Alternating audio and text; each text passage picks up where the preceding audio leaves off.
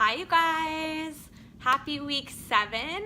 I hope you are ready for a big week because it is a big one. We are talking about fear, which is personally what I struggle with the most, but I've learned some really amazing tools to help me be more courageous, take more risks, and ultimately just feel so much better about myself. So this is our big week to redefine our relationship with fear. Do we want to see it as something that controls us or something that can inspire us? So we're going to talk about fear as our friend. We're going to assess our fears, redefine our relationship with failure, confidence through courage, and then finding our courage tribe. So first and foremost, fear as our friend. Now, fear is such a beautiful gift because it protects us. It warns us of danger. It protects our personal safety. It's like a giant warning sign that we're in trouble. So thank goodness for that, right?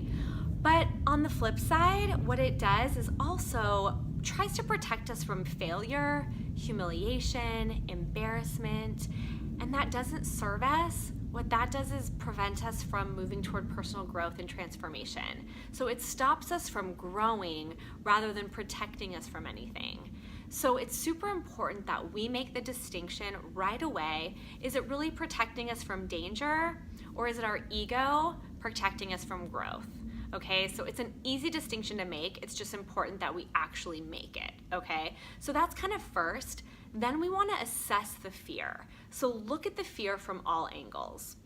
It's going to be really natural that we're going to be able to tell right away how everything could go wrong, what we could lose, worst case scenario. That's going to be really natural and it's going to come up right away. That's what fear is.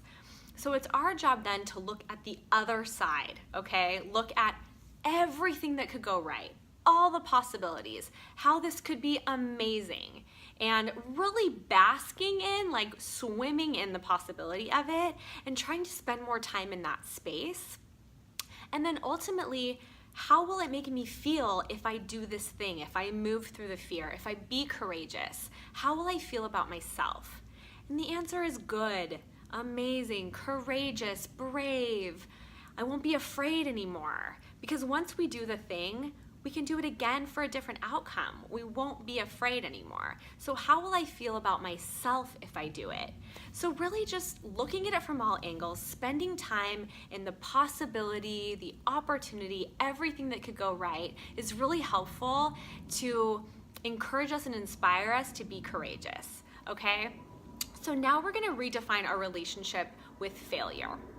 Now, Brooke Castillo has an amazing podcast on failure, and if you want to explore it more, I highly encourage you to go look at it or listen to it.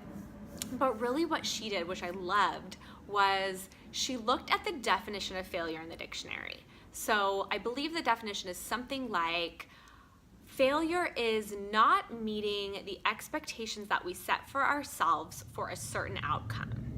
Now, if you look at it like that, it is so neutral, right? Like, that is such a neutral statement. I wanted this to happen and something else happened. But what we do is we attach meaning to it. We say that if I fail, that says something about me as a person. I'm not good enough. I'm not talented enough. I'm not smart enough. I'm never going to make this happen for myself. We attach the meaning to the word failure and what that means for us. So it's our opportunity now to change that.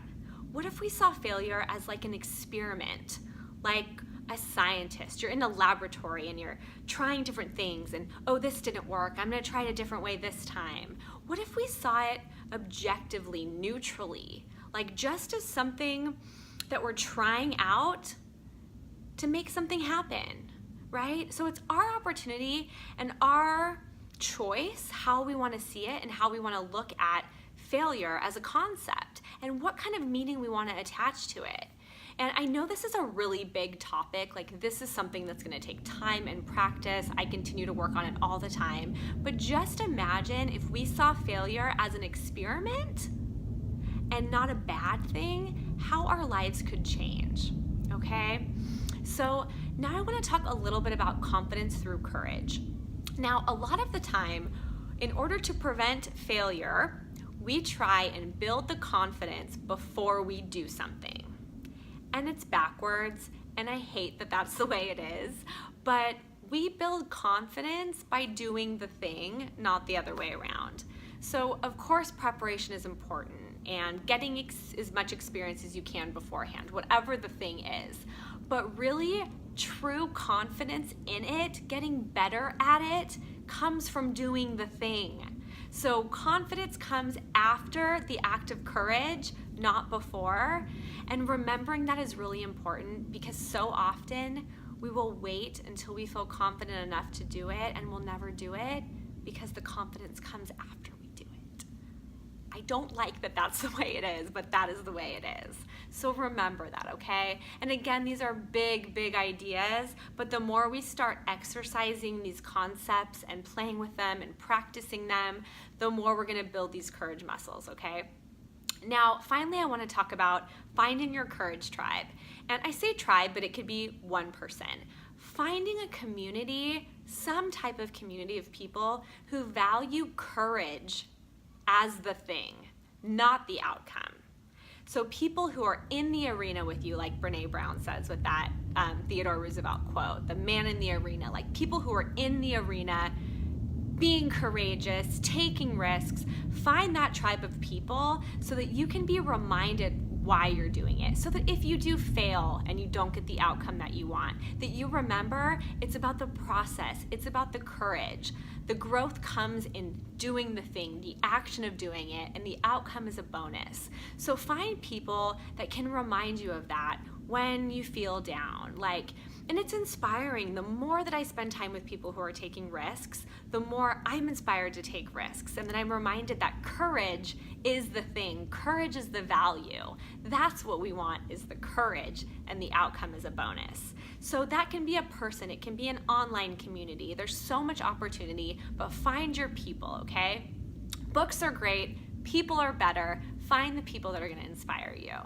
Now, huge week, we have some fun homework. We're gonna talk about assessing some of our different fears, how we can be more courageous. We're gonna do one act of courage this week. So be sure and read the full post for the exercises for this week and get excited for a big, beautiful week of courage. You've got this. I love you, and thank you for being on this journey with me. Have a great week.